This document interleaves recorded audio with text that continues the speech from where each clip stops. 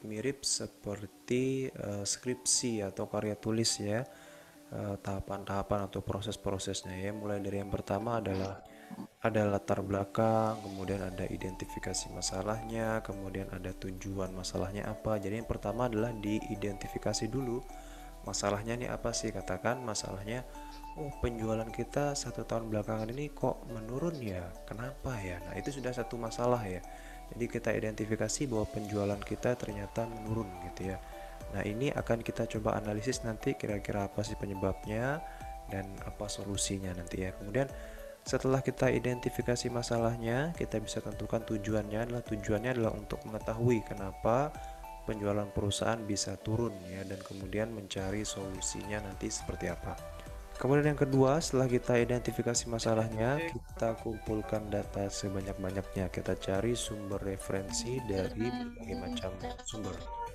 Nah, biasanya setidaknya ada dua sumber data. Yang pertama adalah data sekunder, ya, data yang kedua data primer. Kalau data primer ini adalah data yang langsung didapatkan oleh perusahaan, jadi perusahaan memang dengan sengaja untuk melakukan riset dan mencari data ke sana kemari, itu disebut dengan data primer atau data yang utama, data di pihak pertamanya. Kemudian ada data sekunder ya, ini data di pihak kedua. Jadi data yang kita dapatkan melalui orang lain. Nah, orang lain bisa perusahaan lain atau Badan Pusat Statistik misalkan yang menyediakan berbagai macam data umum ya terkait dengan banyak hal, itu bisa menjadi data sekunder perusahaannya. Nah, biasanya perusahaan akan memulai risetnya dari data sekunder dulu. Kenapa? Karena data sekunder ini biasanya lebih murah dan juga biasanya tersedia secara luas ya. Contohnya tadi data apa, statistik BPS itu kan bahkan bukan murah lagi ya, pada beberapa data itu disebarkan secara gratis ya. Jadi perusahaan bisa menggunakan data itu untuk memulai riset pemasarannya ya. Nantinya kalau dirasa oh kayaknya kurang detail nih data-data dari statistik, kayaknya masih umum banget, nah barulah dia kemudian melakukan riset untuk mengumpulkan data primer tadi. Jadi yang awalnya dari data yang umum dulu, kemudian kalau dirasa memang masih kurang baru melakukan riset untuk mencari data primer tadi.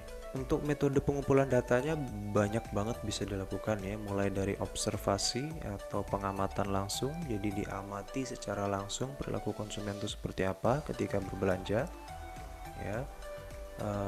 Ketika di satu supermarket nanti ada bagian supervisor yang keliling, tugasnya untuk benar-benar mengamati seperti apa sih perilaku konsumen ya, dia lebih memilih barang yang seperti apa, kemudian dan seterusnya ya. Kemudian ada survei ya, ini salah satu metode pengumpulan data juga. Survei ini bisa dilakukan dengan berbagai macam cara ya, baik cara yang tradisional ya dengan kertas ya, kita isi segala macam survei. Kemudian ada juga yang secara online ya, menggunakan teknologi, bisa dalam bentuk Google Form ya, jadi kita nanti diminta untuk mengisi sejumlah data menggunakan Google Form ya, kalau kalian pernah dengar Google Form. Kemudian ada juga yang berupa teknologi layar sentuh, misalkan seperti yang ada di Alfamart, Indomart ya. Kalau kalian pernah belanja, nanti kalian disuruh apakah Anda puas atau tidak puas gitu ya. Kalau puas diklik layar yang ini, kalau tidak puas dan seterusnya. Nah, itu salah satu contoh juga untuk survei ya. Ada juga wawancara ya. Wawancara ini ya sebagaimana layaknya wawancara. Jadi nanti akan dipilih beberapa sampelnya, kemudian dipilih waktunya dan seterusnya sampai pada akhirnya dilakukan proses wawancara tersebutnya, baik wawancara secara langsung jadi didatengin langsung orang-orangnya, konsumennya ya. Bapak pernah dulu sekali punya pengalaman didatengin sama ini ya, lembaga survei. Dia mensurvei Bapak, lupa waktu itu produk rokok kalau Bapak nggak salah ya, datang ke rumah ya, wawancara, ditanya-tanya bagaimana pendapat Bapak tentang produk ini, apa ini dan seterusnya ya. Cukup banyak pertanyaannya, nanti terakhir kita dikasih bingkisan biasanya ya. Tapi ini jarang banget Bapak temuin ya, Bapak sendiri baru sekali menemukan yang seperti itu ya, karena memang dipilih secara acak respondennya ya, dan kemudian itu biasanya hanya sampel ya, dari sekian ribu orang paling hanya beberapa saja yang diwawancarai ya. Kemudian wawancaranya juga bisa melalui telepon ya, Bapak berapa kali ditelepon oleh misalkan oleh Telkom ya, dia mewawancarai menanyakan bagaimana kualitas jaringannya dan seterusnya, atau bahkan ada beberapa lembaga asuransi mungkin dan seterusnya ya. Jadi wawancara tadi bisa dilakukan baik secara langsung maupun lewat telepon ya. Kemudian ada namanya FGD ya, atau Focus Discussion Group ya, diskusi grup yang fokus gitu ya. Ini jadi apa ya, ada beberapa orang yang nanti akan dipanggil ya. Orang-orang ini memang orang-orang yang ahli di bidangnya. Katakan kalau ini tadi pemasaran, maka memang orang-orang yang ahli di bidang pemasaran itu akan dikumpulkan jadi satu di sebuah ruangan. Katakan ada 10 orang di sana, yang mana masing-masing 10 orang ini mewakili, oh ini dari akademisi, ada yang dari konsumen, ada yang dari supplier, ada yang dari pesaing, ada yang dari perusahaannya sendiri. Jadi berbagai macam pihak dikumpulkan jadi satu untuk berdiskusi. Itu namanya FGD tadi ya. Kalau kalian pernah nonton di TV One ada program ILC, Indonesian Lawyer Club, nah itu menggunakan mekanisme FGD ya. Jadi mereka mengumpulkan banyak orang dari berbagai macam pihak yang kemudian berdiskusi bersama untuk menentukan nanti satu topiknya seperti apa, dan pada akhirnya bisa menentukan oh ini solusinya seperti ini dan seterusnya ya. Nah, mengenai wawancara tadi, wawancara juga bisa dilakukan dengan teknik ini ya, mengukur positioning perusahaan. Jadi biasanya nanti dia akan tanya, Bapak silahkan sebutkan 3 hal yang terpikirkan di benak Bapak ketika Bapak mendengar satu produk gitu ya. Nanti dia sebut produknya. Produk minuman air mineral Aqua gitu. Apa 3 hal yang terbesit di benak Bapak ketika pertama kali mendengar Aqua? Nanti Bapak jawab misalkan mahal, kemudian mewah, kemudian bersih ya, mungkin seperti itu ya. Nah, dari 3 kata yang kita pilih ini akan menjadi bahan analisis mereka ya, bahwa oh ternyata di benak konsumen ketika mendengar kata air mineral Aqua, yang pertama kali terbesit di benaknya adalah mahal. Oh ternyata memang air mineral Aqua ini memang terkenal lebih mahal daripada beberapa pesaingnya. Tetapi di satu sisi juga dia yang cukup mewah, kemudian dan bersih dan segala macamnya ya. Jadi memang ini untuk mengukur positioning suatu produk itu seperti apa. Jadi apa yang pertama kali terlintas di benaknya ketika menyebutkan satu produk gitu ya. Kalau memang ternyata produk tersebut yang disebutkan tadi adalah hal-hal yang baik, maka kerja tim pemasaran selama ini sudah dianggap berhasil gitu ya. Bahkan pada beberapa perusahaan besar ya, mereka menggunakan ilmu neurologi ya, jadi ilmu kedokteran yang terkait dengan saraf otak gitu ya. Jadi nanti mereka akan ditaruhkan alat-alat ya di kepalanya untuk mendeteksi pergerakan saraf-saraf otaknya gitu ya, kayak di kedokteran gitu deh ya. Kemudian nanti dia disuruh lihat satu iklan televisi katakan gitu ya, nanti akan dilihat tuh respon otaknya tuh seperti apa, menunjukkan hal yang positif, menunjukkan ini dan segala macam. Itu nanti akan dipelajari kemudian menjadi bahan analisis perusahaan ya. Tapi tentu saja ini biayanya akan sangat mahal ya, biasanya dilakukan oleh perusahaan-perusahaan yang memang sudah besar, sudah canggih banget lah gitu ya. Nah, wawancara atau survei yang tadi Bapak sebutkan itu memang sekarang ini dewasa ini bisa dilakukan secara online ya. Beberapa kali kita menemukan proses wawancara atau survei dilaksanakan melalui online. Kita dikirimin linknya, nanti kita menjawab berbagai macam pertanyaan yang ada ya. Beberapa periset juga menawarkan hadiah ya. Jadi ketika kita sudah selesai mengerjakan kuesionernya, nanti kita dikasih hadiah gitu, entah hadiah pulsa dan segala macamnya. Nah, memang jenis pengumpulan data secara online ini ada beberapa kelebihannya. Di antaranya dia cukup murah ya. Kenapa? Karena nggak harus mendatangkan langsung ketemu dengan respondennya satu persatu, datang ke rumahnya, yang mana itu butuh biaya banyak banget. Tapi cukup menyebarkan link, bisa lewat WA, jadi lebih cepat diisi dan bisa dianalisis hasilnya dengan lebih cepat ya. Jadi murah dan cepat ya. Tapi di satu sisi juga ada kekurangannya. Apa itu? Yaitu bahwa tidak menjangkau semua konsumen, karena beberapa konsumen di beberapa wilayah kan internetnya masih belum stabil ya, ada beberapa yang daerah yang justru blind spot ya, atau apa, belum tercover oleh sinyal HP ya, apalagi kemudian ada akses internetnya ya. Jadi itu ada kelebihannya, ada juga kekurangannya ya. Baik, setelah kita memilih berbagai macam sumber ya, referensi tadi, entah melalui wawancara kan, entah melalui survei, kemudian tibalah saatnya sekarang kita mengumpulkan informasi tersebut ya. Kita lakukan surveinya, kita lakukan wawancaranya, kita kumpulkan data sebanyak-banyaknya dari beberapa responden yang telah kita pilih. Kemudian kita masuk ke fase selanjutnya, yaitu analisis. Di bagian analisis ini akan coba dianalisa dengan berbagai macam pendekatan yang ada ya, baik pendekatan kualitatif ya, pendekatan menggunakan kata-kata, maupun pendekatan kuantitatif, jadi dihitung ya, katakan tadi kenapa penjualannya bisa turun gitu ya. Dari hasil wawancara katakan didapatkan bahwa ternyata produknya sudah out of date gitu, sudah ketinggalan zaman. Sudah banyak sekarang produk-produk baru dari berbagai macam pesaing yang menawarkan model yang lebih bagus gitu ya, sehingga banyak konsumen kemudian yang beralih ke sana. Kemudian kita bisa lihat juga dari data kuantitatifnya, ternyata produk ini penjualannya turun itu ketika awal tahun. Nah, kita bisa lihat apa yang terjadi di awal tahun tersebut. Ternyata di awal tahun tersebut perusahaan pesaing sedang meluncurkan produk yang baru, yang dimana produk ini modelnya lebih bagus dan harganya juga bersaing gitu ya. Nah, ini bisa menjadi bahan analisis kita ya bagi perusahaan. Kemudian nanti dari analisis ini akan diciptakan satu temuan ya, temuan ini tadi itu temuan-temuannya, kemudian bisa berlanjut pada yang namanya nanti rekomendasi. Jadi apa sih yang direkomendasikan berdasarkan temuan-temuan yang didapatkan tadi ya. Jadi beberapa hal yang bisa direkomendasikan, katakan yang pertama adalah menciptakan produk baru ya, yang modelnya lebih up to date, yang kemudian harganya bisa bersaing dengan para pesaing yang ada gitu ya, kira-kira ya. Kemudian nanti dari berbagai macam alternatif yang ada, katakan pertama adalah menciptakan produk baru yang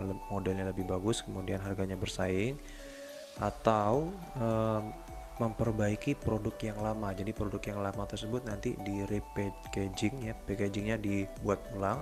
Jadi produknya sebenarnya masih sama, hanya packagingnya saja yang berubah ya. Jadi yang tadi membuat produk yang benar-benar baru, yang kedua produk yang lama di packaging ulang gitu ya. Ini beberapa alternatif yang bisa diberikan.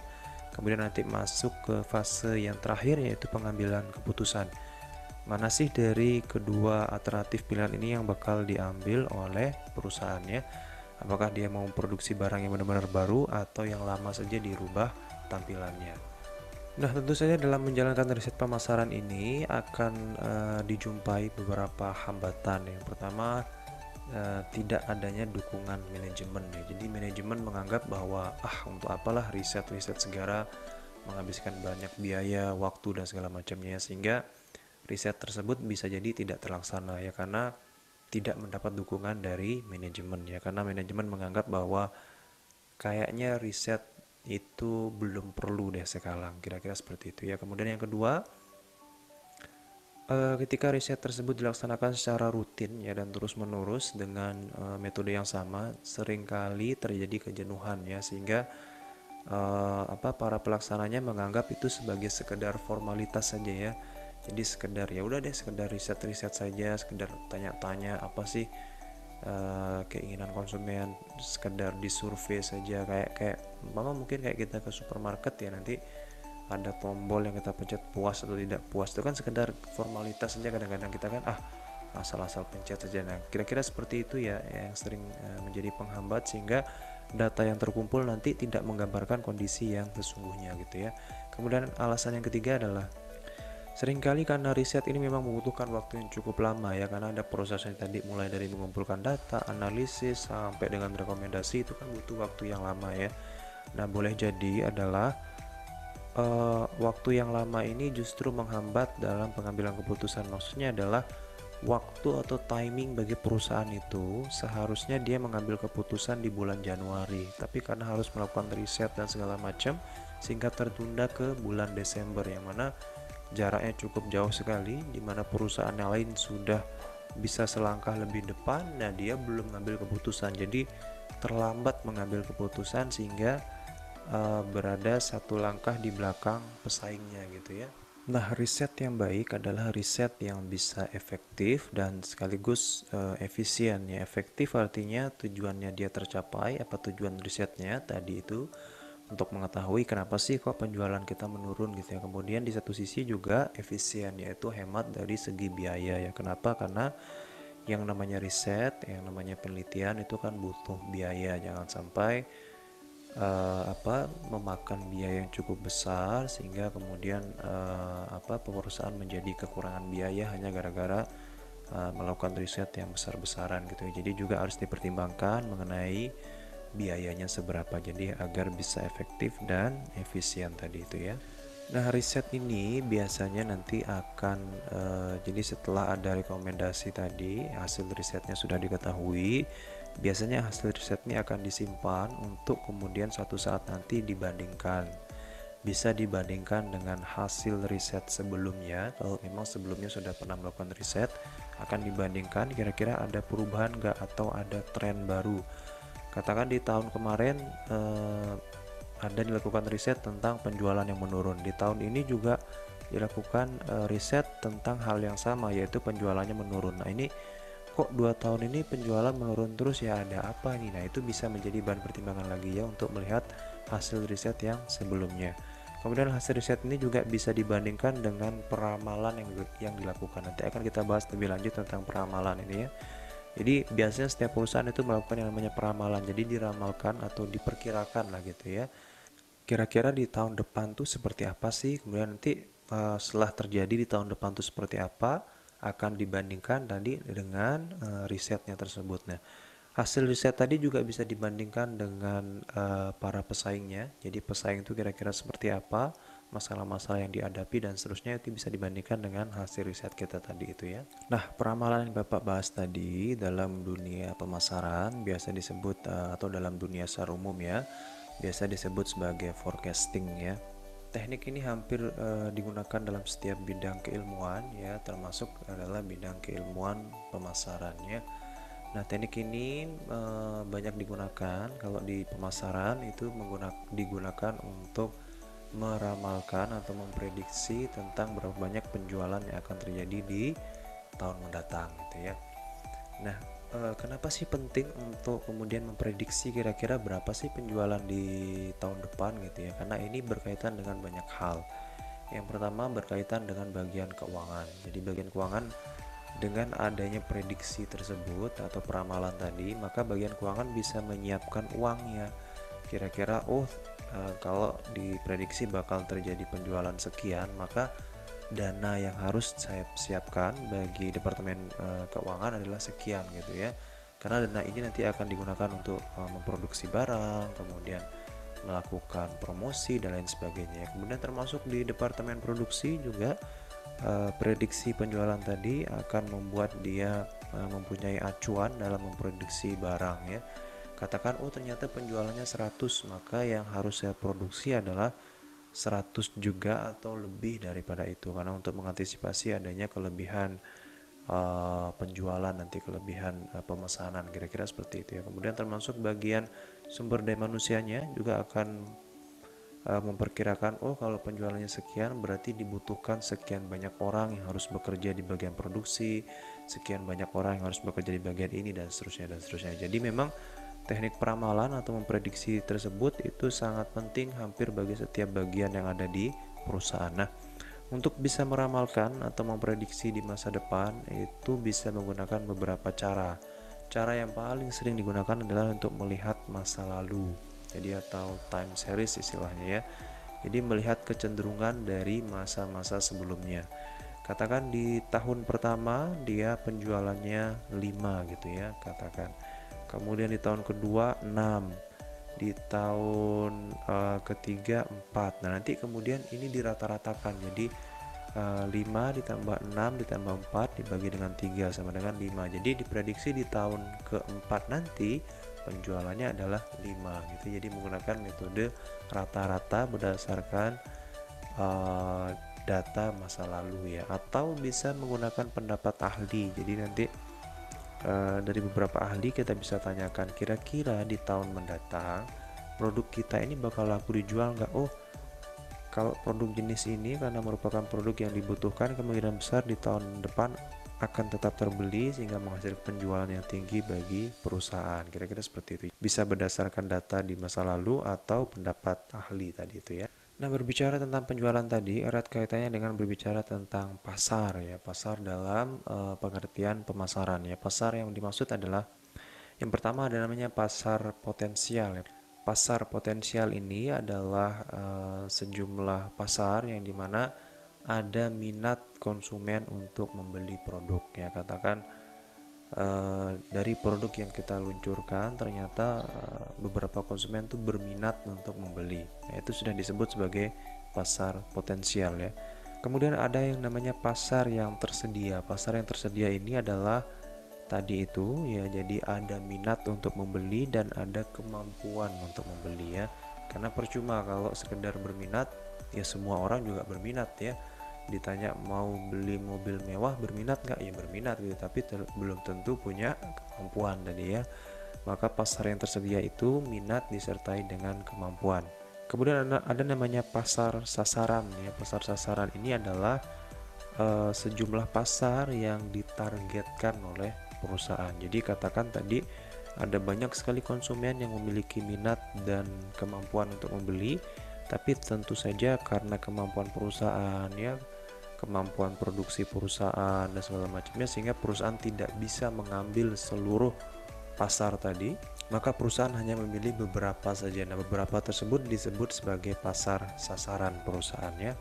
Nah, pasar sasaran perusahaan inilah kemudian menjadi fokus perusahaan untuk kemudian dilihat apa kemauannya, apa yang lagi tren pada waktu itu, produk-produknya, yang kemudian perusahaan mengikuti tren tersebut ya. Atau di sisi lain perusahaan bisa menciptakan trennya sendiri ya. Tentu saja menciptakan tren ini jauh lebih susah, jauh lebih rumit ya, karena belum tentu diikuti, belum tentu terjadi penjualan ya. Cara yang paling mudah dan memang paling sering diikuti oleh perusahaan adalah dengan mengikuti tren yang sudah ada. Jadi katakan sekarang lagi ngetren HP dengan kamera yang ada 4 gitu ya, 4 kameranya berjejer gitu ya, maka ya udah perusahaan mengikuti tren yang sudah ada, yaitu dengan menciptakan HP dengan 4 kamera gitu ya. Nah, jadi cenderung follower gitu ya, mengikuti tren yang ada. Tapi di sisi lain ada perusahaan yang ingin menjadi leader ya, ingin perusahaannya ini justru yang diikuti, jadi dia menciptakan tren baru gitu ya. Kalau sekarang kameranya trennya 4 ya, dia bikin kamera yang 6 atau 7 bahkan gitu ya, mungkin seperti itu. Jadi dia menciptakan tren baru yang pada akhirnya nanti diharapkan bisa diikuti oleh banyak orang ya. Nah, demikianlah penyampaian tentang riset pemasaran dan juga peramalan penjualan ya. Nah, riset pemasaran dan peramalan penjualan ini pada akhirnya nanti diharapkan bisa menciptakan yang namanya kepuasan konsumen ya, dimana kalau konsumen sudah puas, dia akan loyal dan setia kepada perusahaan. Nah, tentang loyalitas konsumen ini akan kita bahas di pertemuan selanjutnya ya. Untuk sekarang cukup sekian dan terima kasih.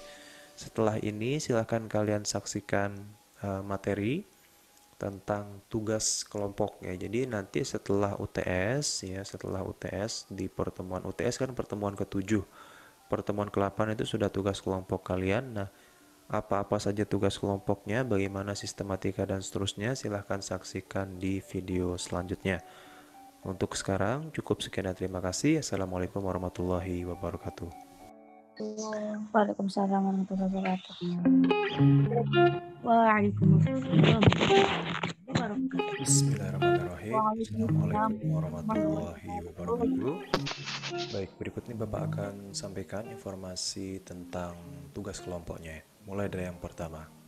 Tugas kelompok ini adalah tugas ya yang diberikan kepada mahasiswa agar menjamin bahwa perkuliahan tersebut berlangsung secara imbang ya. Artinya penyampaian materi tidak hanya disampaikan oleh dosen, tapi juga kemudian mahasiswa aktif mencari materi dan menyampaikannya dalam sebuah bentuk presentasi ya. Nah, tugas kelompok ini adalah tugas berkelompok ya, jadi lebih dari satu orang.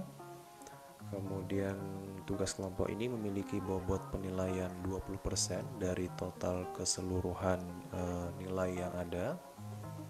Jadi cukup berperan ya tugas kelompok ini karena mencakup 20% dari total penilaian Anda.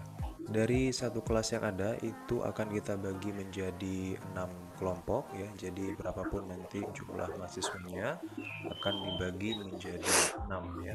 Katakan dalam satu kelas jumlah mahasiswanya ada 30 orang, kemudian dibagi 6, maka masing-masing kelompok nanti akan ada 5 orang ya. Nah, kalau kemudian jumlah mahasiswanya tidak pas 30, katakan lebih atau kurang ya, nanti mungkin di beberapa kelompok ada yang lebih dan ada yang kurang jumlah anggotanya ya. Mengenai anggota kelompoknya itu ditentukan sendiri, ditentukan mandiri oleh kosmanya berdasarkan beberapa pertimbangannya. Jadi nanti kosmanya akan menentukan mulai dari yang pertama urutannya. Jadi siapa-siapa yang kelompok 1 ya, tentu dia akan presentasi pertama nanti di pertemuan yang ke-8 ya setelah UTS. Kemudian pertemuan ke-9 nanti ada kelompok 2, 3 dan seterusnya sampai dengan kelompok 6. Itu urutan-urutannya silahkan ditentukan, siapa yang mau kelompok 1, siapa yang mau kelompok 2 dan seterusnya. Kemudian mengenai nama-nama yang ada pada masing-masing kelompoknya, katakan kelompok 1 itu terdiri dari siapa saja, itu pun ditentukan mandiri oleh kosmanya berdasarkan beberapa pertimbangannya. Silahkan nanti kalian bisa diskusikan di grup grup kelas kalian. Beberapa hal yang menjadi pertimbangan penentuan anggota kelompoknya. Yang pertama bisa dari jenis kelaminnya, jadi memastikan bahwa dalam setiap kelompok tersebut terdiri dari sejumlah laki-laki dan sejumlah wanita gitu ya, agar kira-kira pas lah proporsionalnya gitu. Kemudian bisa juga berdasarkan daerah tempat tinggalnya, jadi beberapa orang yang daerah tempat tinggalnya itu berdekatan itu bisa dijadikan satu kelompok gitu ya, agar lebih mudah dalam dia koordinasi, kemudian dia mengerjakan tugas bersama dan seterusnya ya. Kemudian bisa juga penentuan anggota kelompok tersebut didasarkan atas kemampuan atau keahlian yang dimiliki oleh masing-masing orang gitu. Jadi dibagi-bagilah gitu ya, tidak kemudian yang memiliki kemampuan lebih itu dikumpulkan di dalam satu kelompok gitu, enggak ya, tapi dibagi-bagilah kira-kira yang memiliki kemampuan lebih itu ada di setiap kelompok, kemudian ya dibagi-bagilah ya berdasarkan kemampuan atau keahlian yang dimiliki. Nah, dalam setiap kelompok tersebut juga akan ada ketuanya satu orang. Silahkan kalian tentukan sendiri siapa yang menjadi ketua di masing-masing kelompoknya. Jadi nanti kelompok 1 itu ada ketuanya satu orang, kelompok 2 juga dan seterusnya ya. Nah, ketua kelompok ini adalah merupakan penanggung jawab daripada kelompok tersebut ya. Dia yang akan memimpin kelompok tersebut. Kemudian dia juga yang akan menjadi moderator nanti ketika proses diskusi ini ya, setelah presentasi kan nanti ada diskusi. Nah, pemimpin kelompok inilah yang kemudian atau ketua kelompok inilah kemudian akan menjadi moderatornya ya. Jadi dia yang memimpin jalannya proses presentasi hingga pada akhirnya nanti menuju diskusi ya. Nah, tugas kelompoknya dalam bentuk presentasi yang mengenai materinya nanti Bapak akan bagi ya setelah kalian tentukan siapa-siapa anggota kelompoknya, kemudian baru Bapak akan bagikan materinya ya. Kemudian presentasi dilaksanakan melalui WA group ya, jadi secara online ya, tidak tatap muka ya, tetapi masih dalam sistem online. Kemudian waktu pelaksanaannya pun sesuai dengan jadwal yang sudah Bapak bagikan dulu di pertemuan pertama ya. Di sana ada jadwalnya mulai dari pertemuan kita yang ke-8, 9, 10 dan seterusnya ya. Itu sudah ada jadwalnya semua, silahkan kalian cek kembali. Nah, presentasi materi itu dilakukan atau dibuat dalam bentuk video ya. Jadi dibuat dalam bentuk video dengan durasi minimal 20 menit ya, minimal paling kurang 20 menit dan maksimalnya adalah 30 menit ya, tidak boleh lebih dari 30 menit. Kenapa? Karena dalam satu kali pertemuan itu nanti akan ada penyampaian materi 30 menit, kemudian sisanya nanti ada diskusi ya. Jangan sampai satu kali pertemuan itu isinya penyampaian materi semua kan, tentu tidak seperti itu ya. Jadi ada pembagiannya sehingga maksimal penyampaian materinya adalah 30 menit. Setiap anggota wajib menyampaikan materinya, jadi wajib ada dalam video tersebut ya menyampaikan materinya. Nanti materinya Bapak akan bagikan, silahkan kalian bagi-bagi tugas lah ya. Jadi dari materi yang ada tersebut nanti ditentukan oleh ketuanya. Si A itu menyampaikan materi bagian ini, si B menyampaikan materi bagian ini, dan seterusnya dan seterusnya. Jadi dibagi-bagilah ya, agar setiap kelompoknya dapat menyampaikan materinya. Begitupun dengan waktunya, katakan waktunya tadi 30 menit, kemudian ada 5, katakan ada berapa? Ada 5 orang anggota, maka 30 menit dibagi 5, ya masing-masing orang sekitar 6 menit lah gitu menyampaikan materinya ya. Kalian bagi-bagi, pastikan proporsionalnya, jadi setiap anggota mendapatkan waktu yang seimbang, yang sama ya. Jangan sampai satu orang itu durasinya sampai 20 menit, kemudian sisanya yang lain cuma 10 menit, kan tidak imbang ya, tidak proporsional. Jadi silahkan kalian atur, silahkan dirembukan,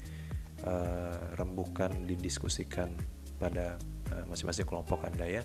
Kalian juga bisa membuat grup WA sendiri yang terdiri dari anggota kelompok Anda ya, agar lebih memudahkan proses komunikasi yang ada.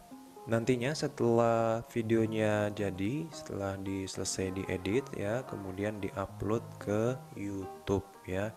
Silahkan menggunakan salah satu akun dari anggota kalian, diupload ke YouTube ya, minimal sudah terupload 1 jam sebelum kita kuliah ya.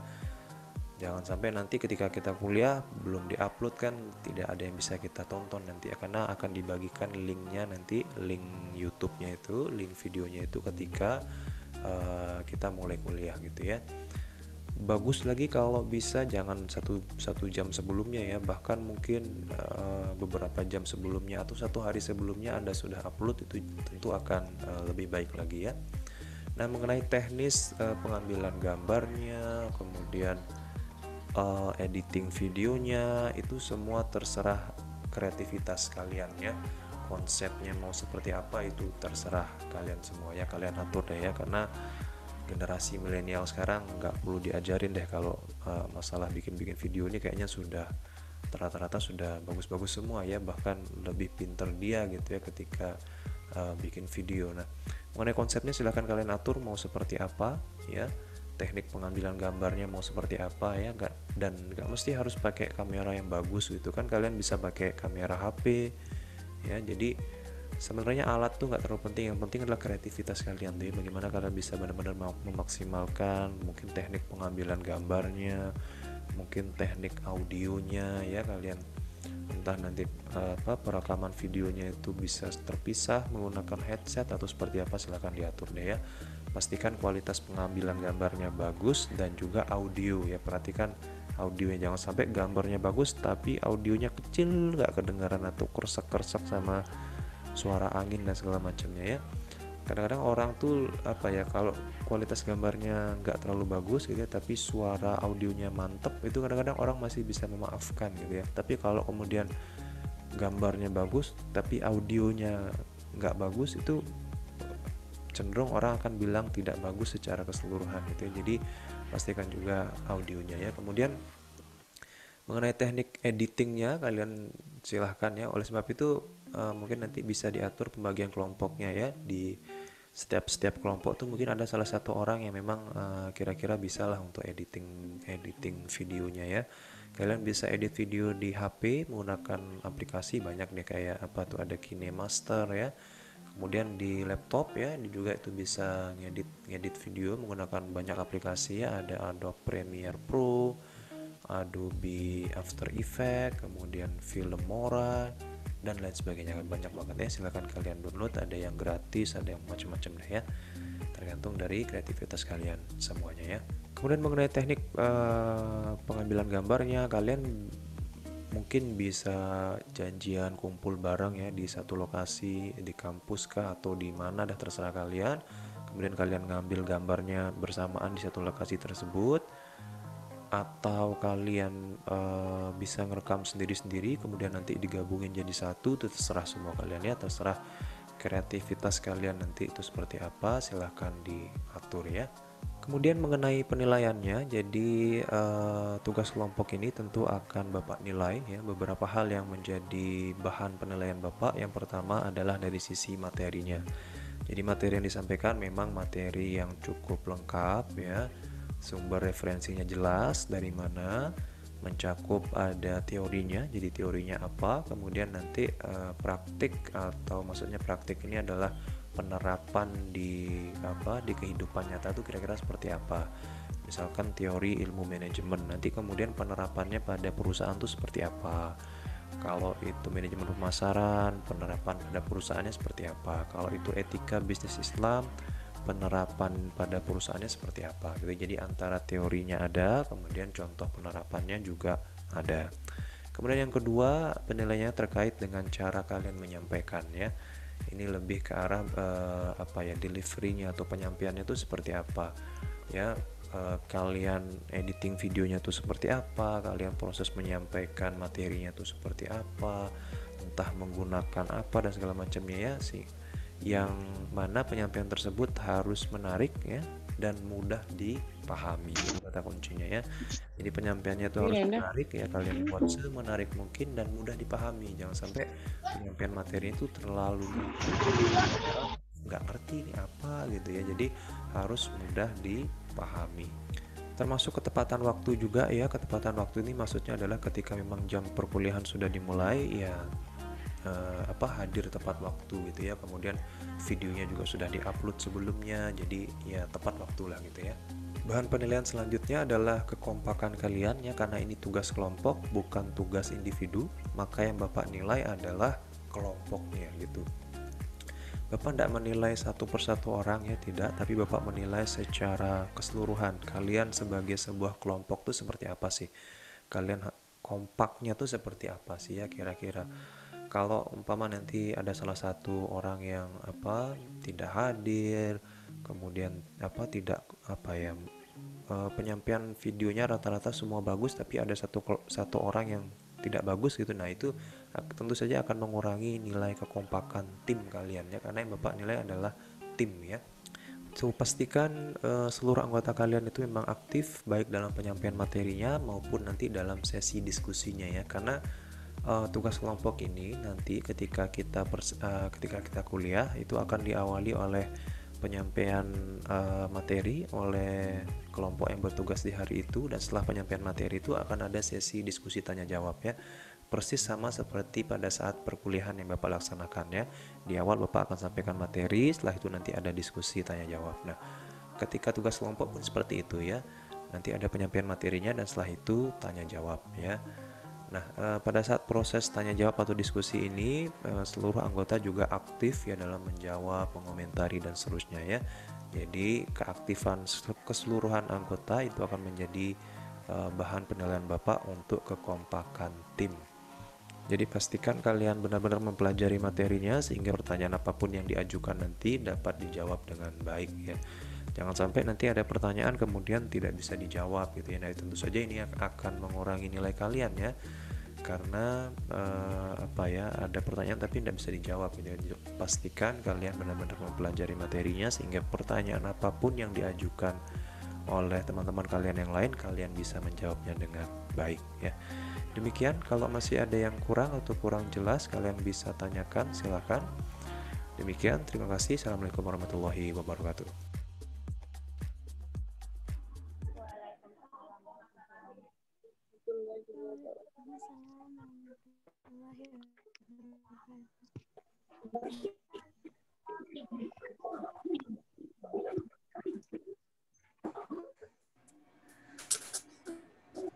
Oke, baik. Demikianlah penyampaian materi dari Bapak. Materi sekaligus informasi tentang tugas kelompoknya ya. Dia di sini. Sekarang kita akan buka sesi diskusi tanya jawab. Silahkan jika ada yang masih belum jelas untuk ditanyakan, silahkan. Saya Pak. Silahkan Hasbi. Bismillahirrahmanirrahim. Assalamualaikum. Saya Pak mau bertanya. Iya, Waalaikumsalam. Yang saya mau tanyakan tentang riset. Sebelumnya kan riset itu dilakukan dalam jangka waktu yang lama ya Pak.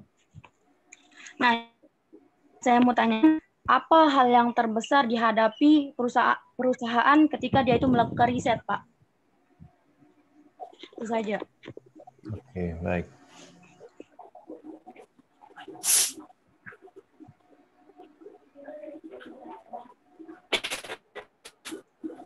Oke, baiknya langsung Bapak jawab. Jadi ketika sebuah perusahaan ingin melakukan riset, itu ada banyak hal yang akan dia hadapi ya. Yang pertama, beberapa perusahaan itu mengalami kendala di masalah biaya ya. Awalnya ketika perusahaan ingin merancang satu riset ya, itu dipikir ya udah biasa aja riset seperti itu. Tapi ketika ternyata pada pelaksanaannya ternyata budgetnya melebihi apa yang sudah dianggarkan ya. Karena memang yang namanya riset ini kan butuh biaya yang cukup mahal ya.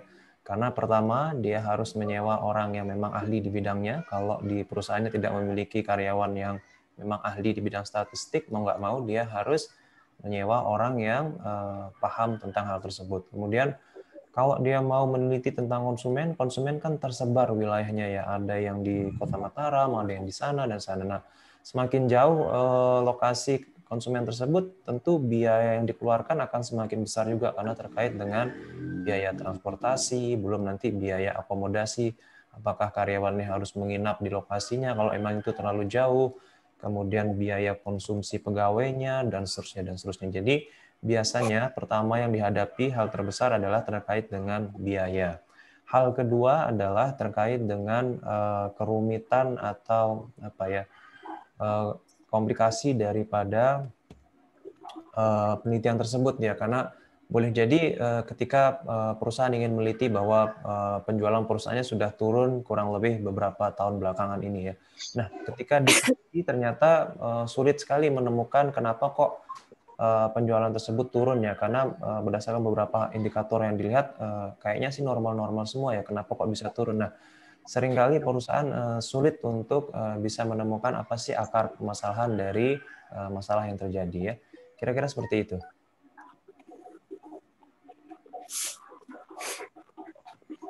Gimana? Ada komentar sebelum kita lanjutkan ke pertanyaan selanjutnya?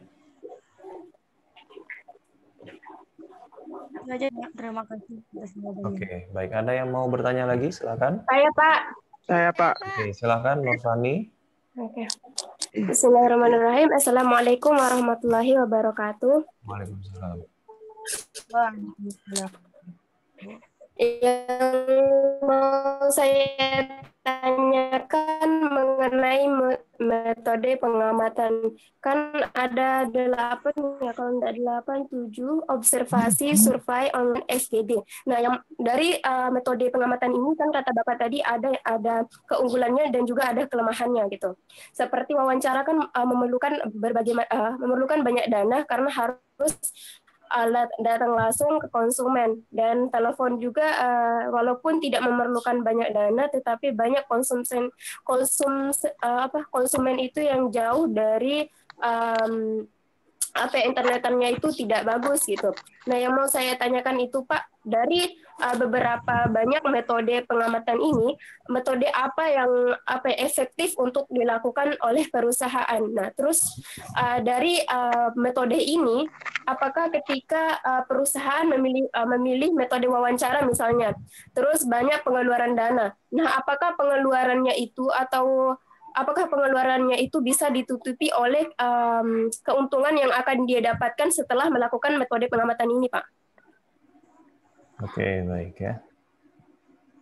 Baik, yang pertama dari sekian banyak metode, mana yang paling efektif itu memang sangat bergantung pada kondisi di lapangan ya. Jadi kalau memang perusahaan ingin melakukan riset pemasaran terhadap konsumen di satu wilayah, di mana wilayah tersebut sudah tercover oleh jaringan internet, jaringan telepon dan segala macamnya sudah bagus gitu ya, maka metode survei atau wawancara secara online jelas yang paling baik ya, karena biayanya lebih murah, kemudian tidak harus datang langsung ke lokasinya karena bisa menggunakan telepon dan seterusnya ya. Maka pada kondisi seperti itu metode survei secara online itu yang paling efektif. Tetapi kalau kondisi lapangannya katakan di daerah tersebut masih susah sinyal dan lain sebagainya, maka metode tatap muka secara langsung itu jauh lebih efektif ya. Jadi sangat bergantung kepada kondisi atau bahkan bisa kombinasi keduanya ya. Jadi untuk wilayah-wilayah tertentu diadakan secara online, untuk wilayah-wilayah tertentu dia nanti tatap muka gitu ya. Kemudian terkait dengan biaya, ya. Memang bagian riset pemasaran ini itu biasanya anggarannya itu sudah dipatok di awal ya. Jadi kalau dia katakan seperti yang tadi sudah dipatok sekitar kurang lebih 1% dari total penjualan di tahun sebelumnya. Jadi ya sudah dengan dana yang ada itu dia akan melakukan penelitian yang seharusnya gitu ya. Nah kalau memang nanti dirasa membutuhkan biaya lagi, biasanya akan tetap ditambah, tetapi masih dalam batasan tertentu. Jangan sampai nanti biayanya terlalu besar, kemudian keuangan perusahaan justru habis untuk melakukan riset ya, karena memang riset ini harapannya adalah untuk mengetahui masalah yang ada. Katakan kalau tadi penjualannya turun, dicari tahu melalui riset ini kenapa kok penjualannya turun. Oh, apakah ada produk pesaing yang lebih bagus, ataukah ada perubahan selera konsumen dan seterusnya. Ketika sudah ditahu alasannya ini, maka perusahaan harus segera beradaptasi untuk bisa mengatasi kendala-kendala yang ada tersebut, sehingga harapannya di tahun mendatang penjualannya bisa lebih meningkat. Penjualannya bisa lebih meningkat, pada akhirnya bisa menutupi biaya riset di awal tadi. Seperti itu ya. Iya, Pak. Baik, silahkan. Yang lain mungkin? Saya, Pak. Saya. Oke, Rahmat silahkan. Hidayat. Oh. Ya, Pak. Oke, silahkan. Ya, baik. Assalamualaikum warahmatullahi wabarakatuh. Waalaikumsalam. Di sini saya akan bertanya tentang analisis data, Pak. Kan di sana ada kualitatif, rata-rata, dan kuantitatif. Iya. Kalau kualitatif di sana kan yang saya perhatikan tadi ada misalkan sebuah produk itu kurang update atau itu aja.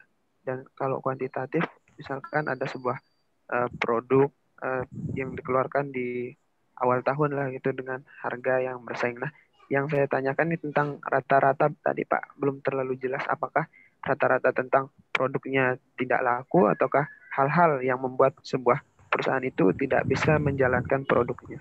Sekian, Assalamualaikum warahmatullahi wabarakatuh. Baik, Waalaikumsalam warahmatullahi wabarakatuh. Jadi metode rata-rata itu metode yang dipakai dalam cakupan kuantitatif ya. Jadi menggunakan perhitungan angka-angka. Jadi dalam melakukan analisis bisa dilakukan melalui dua metode analisis. Metode yang pertama adalah metode kualitatif ya. Ini menggunakan kata-kata. Jadi nanti ketika diwawancara ditanya, apakah Bapak suka dengan produk ini? Oh iya saya suka Pak. Oh iya saya tidak suka. Jadi yang dianalisis adalah kata-katanya tadi tersebut. Tapi kalau dalam hal kuantitatif, itu yang dilihat adalah angka-angkanya. Angka-angkanya ini bisa dilihat dari penjualan tahun kemarin. Katakan penjualan tahun kemarin bulan Januari, penjualannya sekian banyak unit produk, kemudian harganya sekian, sehingga total penjualannya sekian. Bulan ini sekian, dan seterusnya, dan seterusnya. Nah, jumlah-jumlah angka yang ada tadi tersebut, itu bisa dirata-ratakan, sehingga bisa memprediksi masa depan. Katakan di bulan pertama dia penjualannya ada 6 unit katakannya. Kemudian di bulan kedua nanti ada 4 unit. Kemudian di bulan ketiga nanti ada 5 unit. Nah, di bulan keempat kira-kira penjualannya bakal berapa. Nah, itu bisa menggunakan metode rata-rata. Jadi yang 3 bulan tadi akan kita totalkan, ya 6 ditambah 4 ditambah 5 kan 15, kemudian dibagi 3 bulan sama dengan 5. Jadi prediksinya di bulan keempat nanti terjadi penjualan sebanyak 5 unit. Jadi itu yang disebut dengan metode rata-rata, jadi merata-ratakan penjualan kira-kira bulan ini, bulan kedua, ketiga, dan seterusnya nanti dirata-ratakan, itu bisa menjadi dasar untuk memprediksi penjualan di masa depan, gitu ya. Baik Pak, terima kasih. Oke, sama-sama. Masih ada yang lain? Silakan. Pak, Rinda, Pak. Oke, silakan Rinda. Niatan Hasanah, Pak. Assalamualaikum warahmatullahi wabarakatuh. Pak, saya ingin bertanya. apakah setiap perusahaan itu harus melakukan riset, Pak? Sedangkan Bapak jelaskan tadi kan riset itu banyak mengeluarkan biaya, banyak hambatan. Ya. Lama dalam pengambilan keputusannya, Pak. Itu. Terus kedua, Pak, apa aja syarat-syarat riset pemasaran yang dipandang baik, Pak? Itu aja, Pak. Dan terima kasih. Assalamualaikum.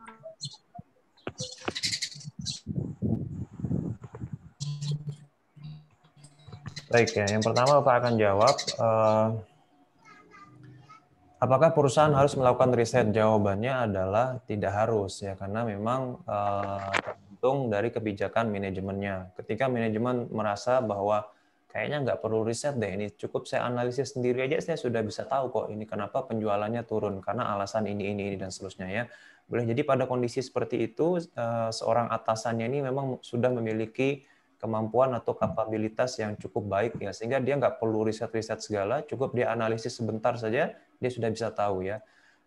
Tapi di satu sisi juga ada beberapa kasus yang cukup rumit dan memang membutuhkan waktu tertentu untuk melakukan riset, sehingga perusahaan pada kondisi seperti itu memang membutuhkan riset ya. Jadi kalau ditanya apakah wajib, tidak wajib ya. Jadi tergantung kondisi atau keadaan perusahaannya seperti apa ya. Kalau emang katakan perusahaannya banyak duit gitu ya, dia mau riset segala macam ya silahkan, boleh ya.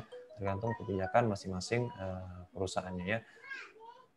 Tapi umumnya semakin besar perusahaannya ya, semakin besar perusahaannya biasanya semakin sering risetnya, karena untuk mengetahui kira-kira potensi di masa depan itu seperti apa sih, karena dia tidak ingin kalah dengan para pesaingnya, karena pesaing-pesaing yang lain juga melakukan riset yang sama, jadi berlomba-lomba. Seperti kalau kita lihat persaingan di smartphone ya, itu smartphone itu hampir setiap saat akan melakukan riset ya. Ketika dia mengeluarkan produk baru, itu pasti produk hasil riset pasarnya ya, hasil riset pasarnya yang lebih bagus, dan nanti para pesaingnya juga akan melakukan hal yang sama ya.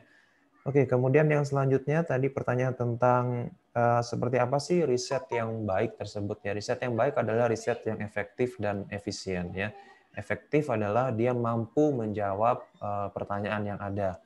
Kalau tadi masalahnya penjualannya turun, dengan dia lakukan riset, ketahuan jadinya kenapa kok penjualan tersebut turun gitu ya. Dan di satu sisi juga biaya yang dikeluarkan perusahaan tidak terlalu mahal atau efisien ya. Kalau katakan biayanya cukup mahal, nah itu tidak efisien, belum dikatakan dia baik ya. Jadi dikatakan baik ketika dia memenuhi dua unsur tadi, yaitu efektif dan juga efisien. Demikian, ada komentar, silakan, mungkin tanggapan dari yang lain juga bisa ya.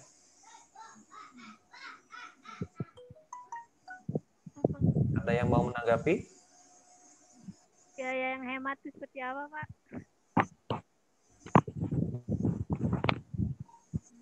Ya. Biayanya, Pak. Kenapa biayanya? Itu yang tentukan dari atasan atau apa rundingan atau diskusi, Pak. Oke, ya. Jadi biaya itu memang hasil rundingan para pejabat yang ada di perusahaan, dan pada akhirnya nanti akan disahkan oleh pimpinan tertinggi di perusahaan tersebut. Katakan pimpinan tertingginya adalah direktur utama, maka direktur utama tersebut adalah yang memutuskan bahwa biayanya tersebut adalah sekian gitu. Ya. Pak. Silakan, masih ada lagi? Saya Pak mau bertanya. Siapa? Miatan Hasanah. Silakan. Pertanyaannya, apakah ada etika yang perlu diperhatikan dalam melakukan riset pemasaran? Itu, Pak. Oke. Ya, tadi sudah Bapak sempat jelaskan juga di video. Jadi ketika melakukan penelitian memang ada beberapa etika yang harus tetap diperhatikan oleh perusahaan ya. Di antaranya adalah tidak boleh memaksakan kehendak ya. Artinya kalau kita mau mewawancarai konsumen dan konsumen tersebut memang menolak, kita nggak boleh memaksakannya. Kemudian yang kedua, kita harus menjaga identitas daripada seseorang yang kita wawancarai tadi ya. Dengan kita menjaga identitas tersebut, maka konsumen tersebut atau narasumber tersebut merasa bebas menyampaikan apa saja ya.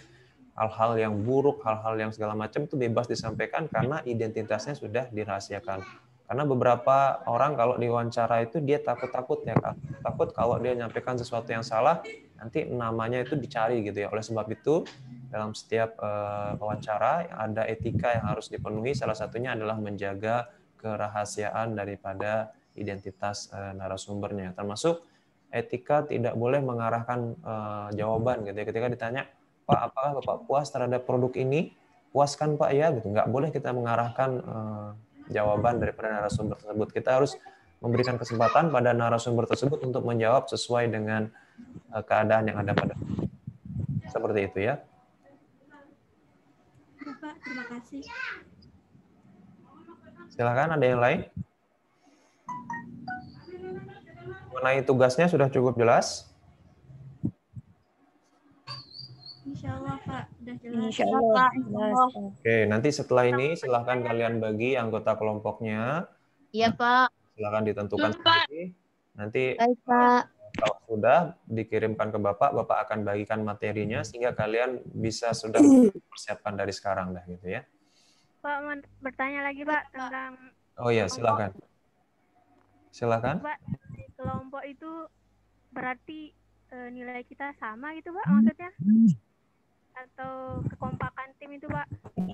Ya, jadi untuk kelompok tersebut nilainya 1 untuk semua anggota kelompok tersebut. Jadi Bapak nilai adalah kelompoknya. Kalau menurut Bapak kelompok ini bagus, katakan dapat nilai A gitu ya, maka seluruh anggotanya dapat nilai A. Sebaliknya, kalau Bapak anggap kelompok itu jelek gitu ya, maka seluruh anggotanya akan dapat nilai jelek gitu. Karena yang dinilai kelompoknya, bukan individunya. Gitu ya. Nanti untuk nilai individu itu kan ada porsinya sendiri. Yaitu pada saat UTS dan nanti UAS itu kan memang individu ya. Jadi seperti itu. Kemudian Pak, tentang kita menjawab pertanyaan itu menggunakan ketikan atau menggunakan QN, menjawab pertanyaan dari teman-teman diskusi itu Pak. Oke, itu bebas deh, terserah mau pakai diketik atau pakai suara, terserah, boleh mana saja. Ya, atau pakai video juga. Ini juga Pak, apakah model edit? Oke, silakan.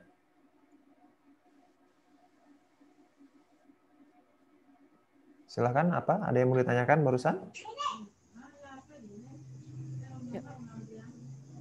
Dia keluar oleh itu. Mungkin Pak. Oke. Masih ada yang lain? Silakan. Cukup, Pak. Terakhir saya Pak. Oke, silakan. Tentang produk, hal apa yang sangat dipertimbangkan oleh sebuah perusahaan untuk mengeluarkan atau mencetuskan sebuah produk, Pak? Oke.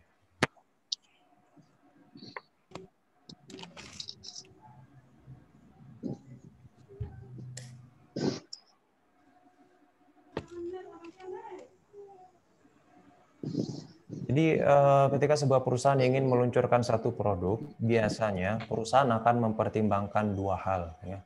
2 hal inilah yang menjadi dasar perusahaan untuk kemudian melaunching produk barunya. Yang pertama adalah kebutuhan konsumen.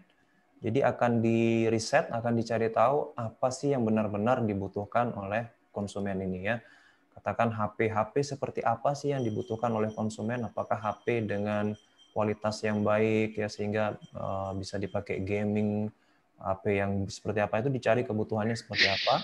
Atau yang kedua, cari keinginan konsumen itu seperti apa. Apakah konsumen ingin sesuatu yang lebih, tidak sekedar HP. Mungkin katakan dia ingin HP sekaligus apa, mungkin nanti misalkan seperti itu. Jadi yang diteliti adalah 2 hal tadi, mencari kebutuhannya. Jadi kalau misalkan dalam hal pakaian, apa sih kebutuhan pakaian? Oh, kebutuhan pakaian muslimah yang menutupi aurat dan segala macamnya. Kemudian dicari keinginan konsumen itu apa? Oh, konsumen ingin baju model seperti ini, warna seperti ini dan seterusnya. Gitu ya. Iya, Pak. Terima kasih. Sama-sama. Oke, ada yang ingin memberikan komentar? Atau ada yang ingin bertanya lagi? Oh ya, untuk kuliah pengganti yang di hari Jumat kemarin, kalau Bapak nggak salah ya, Bapak nggak bisa hadir, akan kita ganti di hari Jumat besok ya. Jadi Jumat besok nanti akan kita ganti melalui WA, jadi kuliahnya melalui WA. Itu adalah pertemuan kita yang terakhir sebelum nanti kita UTS ya. Jadi di pertemuan yang ke-6 nanti di hari Jumat itu sesuai dengan jadwal kita ya. Nanti Bapak akan sampaikan juga informasi mengenai UTS-nya ya. Seperti itu. Oke. Ada Baik, yang Pak. lain? Kalau memang sudah cukup, Bapak akan akhiri. Diri saja, Pak. Cukup? Ya, Pak. Ayo tanya-tanya. Baik, ya. Cukup, Pak. Oke, baik. Terima kasih atas perhatian teman-teman sekalian. Silahkan ditentukan anggota kelompoknya. Bapak akan langsung bagikan materinya nanti ya. Sekian Ya, dan Pak. terima kasih. Assalamualaikum warahmatullahi wabarakatuh. Waalaikumsalam warahmatullahi wabarakatuh.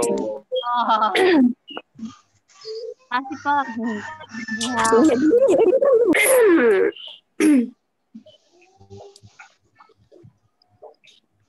Sarana ini. Kedengaran juga. Cewek.